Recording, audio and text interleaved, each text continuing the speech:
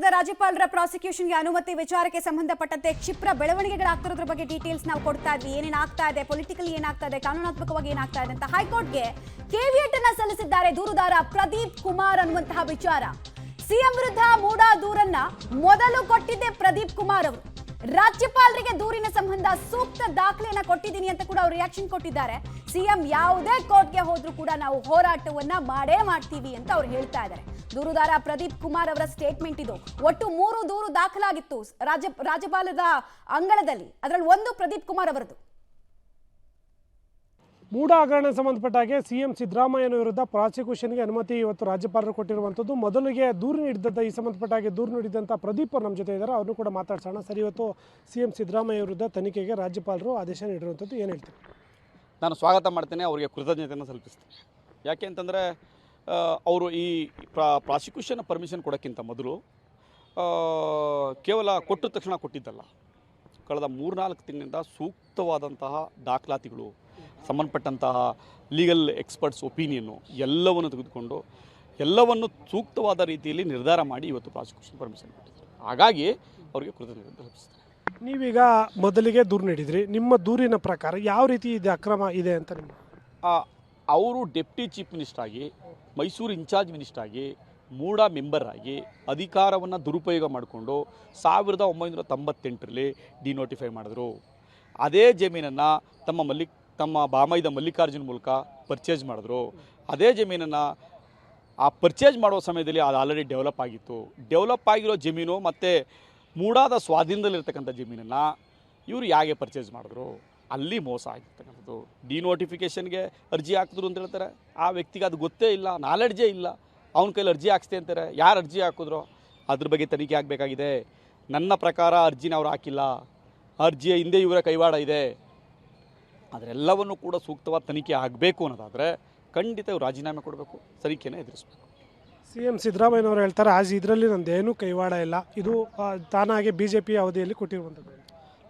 ನೋಡಿ BJP ಅವಧಿಯಲ್ಲಿ ಕೊಟ್ಟಿದ್ದಾರೆ, ಅಲ್ಲಿ ಕೊಟ್ಟಿದ್ದಾರೆ ಅಂತಲ್ಲ ಇದು ಪ್ರಶ್ನೆ. ಇದು ಪ್ರಶ್ನೆ ಕೇವಲ 1 ವರ್ಷದಲ್ಲಿ 2 ವರ್ಷದಲ್ಲಿ ಆಗಿರ್ತಕ್ಕಂಥದ್ದಲ್ಲ. 1997ರಿಂದ ಪ್ರಾರಂಭ ಆಗಿದ್ದು 2020ರವರೆಗೆ. ನೀವು ಯಾವ ರೀತಿ ಅವತ್ತು ಕೂಡ ವಿರೋಧ ಪಕ್ಷ ನಾಯಕರಾಗಿದ್ರಿ, ನೀವು ಅವತ್ತು ಕೂಡ ಮೂಡಾ ಮೆಂಬರ್ ಆಗಿದ್ರಿ. ನೀವು 2020ರಲ್ಲಿ ಕೂಡ ನೀವು ಮೂಡಾ ಮೆಂಬರು, ಮೈಸೂರು ಮೂಡಾ ಮೆಂಬರ್. ನಿಮ್ಗೆ ಗೊತ್ತು ಎಲ್ಲ. ನೀವು ಮೂಡಾ ಮೆಂಬರ್ ಆಗಿದ್ದರಿಂದ ಒತ್ತಾಯ ಮಾಡಿದಿರಿ. ನೀವು 50-50 ಅನುಪಾತ ಇದೆಯಲ್ಲ, ಅದೇ ತಪ್ಪು. ಅದನ್ನು ನೀವು BJP ಮೇಲೆ ಎತ್ತಾಕ್ತಕ್ಕಂಥದ್ದು, JDS ಮೇಲೆ ಎತ್ತಾಕ್ತಕ್ಕಂಥದ್ದು, ಇನ್ನೊಂದು ಪಕ್ಷದ ಮೇಲೆ ಎತ್ತಾಕ್ತಕ್ಕಂಥದ್ದಲ್ಲ. ನಿಮಗೆ ಪರ್ಸನಲ್ ನಾಲೆಡ್ಜ್ ಇರಬೇಕಾಯಿತು. ಯಾವ ಜಮೀನನ್ನು ಕೊಂಡುಕೊಳ್ತಾ ಇದ್ದೀನಿ, ಯಾವ ಜಮೀನನ್ನು ನೀವು ತನ್ನ ಹೆಂಡತಿಗೆ ದಾನವಾಗಿ ತಗೋತಾ ಇದ್ದೀರಲ್ಲ, ಅದ್ರ ಬಗ್ಗೆ RTCಗಳು ಚೆಕ್ ಮಾಡಿಲ್ವಾ? ಪಾಪ ಅವ್ರಿಗೇನು ಗೊತ್ತಾಗುತ್ತೆ, ಅವ್ರ ಮಿಸ್ಸಸ್ಗೆ ಎಲ್ಲ ಇದ್ರ ಹಿಂದೆ ಇರ್ತಕ್ಕಂಥದ್ದು ಇವರೇ. ಎಲ್ಲವನ್ನು ನೋಡಿ ಜಲಧಾರ ಅಂತಕ್ಕಂಥ ಗೆಸ್ಟ್ ಹೌಸನ್ನು ಮಿಸ್ಯೂಸ್ ಮಾಡ್ಕೋತಾರೆ.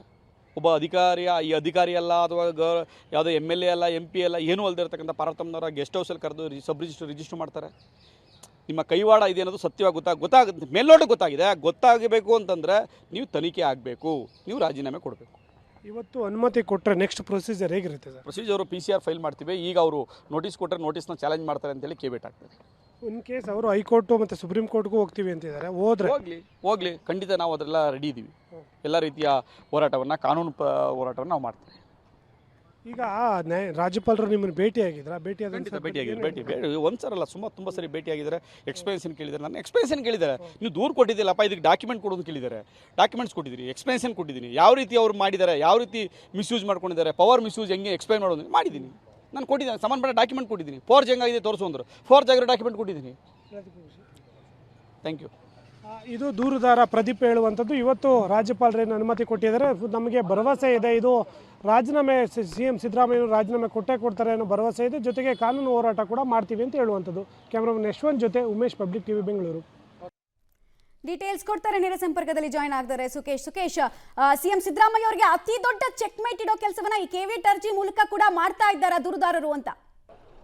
ಖಂಡಿತ ಹೌದು ಮಮತಾ, ಯಾಕಂದರೆ ಈಗಾಗಲೇ ಕೇವಿಯಟ್ ಅರ್ಜಿ ಕೂಡ ಸಲ್ಲಿಕೆ ಆಗಿದೆ ಅನ್ನೋದು. ಯಾಕಂದರೆ 3 ಜನ ದೂರದಾರಿದ್ರು ಮತ್ತು 3 ಜನಕ್ಕೂ ಕೂಡ ರಾಜ್ಯಪಾಲರು ಕೂಡ ಆಹ್ವಾನವನ್ನು ಕೊಟ್ಟಿದ್ರು. ಅದಲ್ಲದೆ ಪ್ರಾಸಿಕ್ಯೂಷನ್ಗೆ ಅನುಮತಿಯನ್ನು ಕೂಡ ಅಧಿಕೃತವಾಗಿ ಕೊಟ್ಟಿರೋದ್ರಿಂದ ಸಹಜವಾಗಿ ಕಾನೂನು ಹೋರಾಟ ಕೂಡ ಈಗಾಗಲೇ ಮಾಡಲಿಕ್ಕೆ ಬೇಕಾದಂಥ ಸಿದ್ಧತೆಯನ್ನು ಕೂಡ ಸಿದ್ದರಾಮಯ್ಯ ಮಾಡ್ಕೊಳ್ತಾ ಇದ್ದಾರೆ.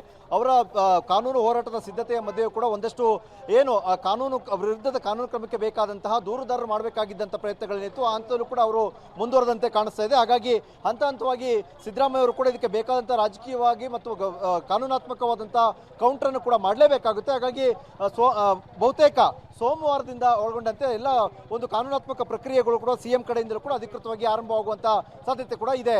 ಮಮತಾ.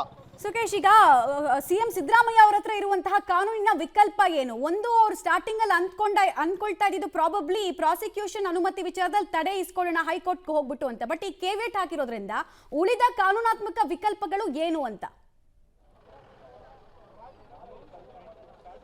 ಮಮತಾ, ಒಂದು ಸ್ಪಷ್ಟ, ಈಗ ಹಾಗೆ ಕಾನೂನಾತ್ಮಕವಾಗಿ ಏನು ಹೋರಾಟವನ್ನು ಮಾಡಬೇಕು ಅನ್ನುವಂಥ ಸಂಬಂಧವಾಗಿ ಈಗ ತಮ್ಮ ನಿವಾಸದಲ್ಲಿ ಸಚಿವರ ಜೊತೆ ಚರ್ಚೆಯನ್ನು ಮಾಡ್ತಾ ಇರುವಂಥದ್ದು. ಎಐಸಿಸಿಲೂ ಕೂಡ ಅವರು ಚರ್ಚೆ ಮಾಡಿದರೆ ಮತ್ತು ವಕೀಲರ ತಂಡದ ಗುರುತಿಗೆ ಅಂದರೆ ಈಗಾಗಲೇ ಒಂದು ವಕೀಲರ ತಂಡವನ್ನು ಕೂಡ ಅದಕ್ಕಾಗಲೇ ನೇಮಿಸಲಾಗಿದೆ.